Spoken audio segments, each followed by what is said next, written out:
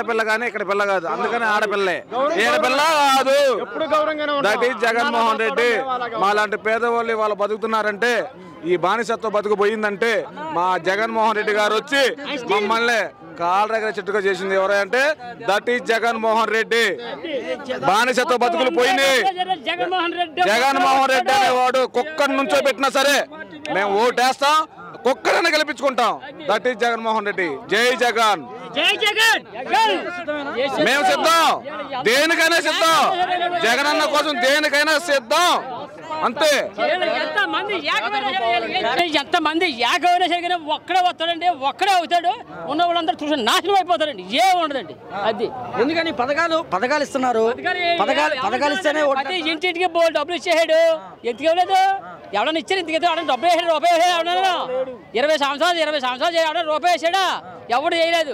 ప్రతి ఇంటికి కూడా 50,000 చొప్పులు లెక్కేసుకుంటే 50,000 చొప్పులు ఇచ్చి డబ్బులు. ఏంటి అంతా సిద్ధం ఉన్నారా మరి? మొత్తం ఎందుకు వచ్చారండి వీళ్ళు? ఎందుకు వచ్చారు వీళ్ళు? జనం చూడండి, జనం ఎంత వచ్చారండి. ఓ బాబు చాలా దూరం ఉంది. మాది అనపతి నుంచి వచ్చారండి. అబ్బాయి డబ్బులు ఎత్తుకండి మాకు. డబ్బులు కట్టారా? దోళ్ళు అక్కడ ఊళ్ళో వచ్చాను, దోళ్ళు కట్టే వచ్చాను. ఇవాళ దోళ్ళు గడ్డలే పాలు తీసుకుంటే పుద్దు అనపతి ఏరియా మాది. డాక్టర్ గారు జగన్ కోసం జగన్ మళ్ళీ ఎగట్టా బాబా రేమో మరి జగన్ గురించి ఇదికొచ్చా. ఎక్కడి నుంచి వచ్చారు? కోరుకోండి అన్న, రాజమండ్రి. ఏంటి అసలు ఈ ప్రపంచం ఏంటి, ఈ జనం ఏంటి? జగన్ బాగా అభివృద్ధి చేశాడన్న. ఏ విషయంలో అయితే స్టూడెంట్స్ విషయంలో అయితే వాళ్ళ ఫీజు కానీ, అమ్మఒడి కానీ, ఇంకా రత్న వ్యవసాయం కోసం కానీ ప్రతి మండలానికి యువతకి చాలా చేశాడు సార్.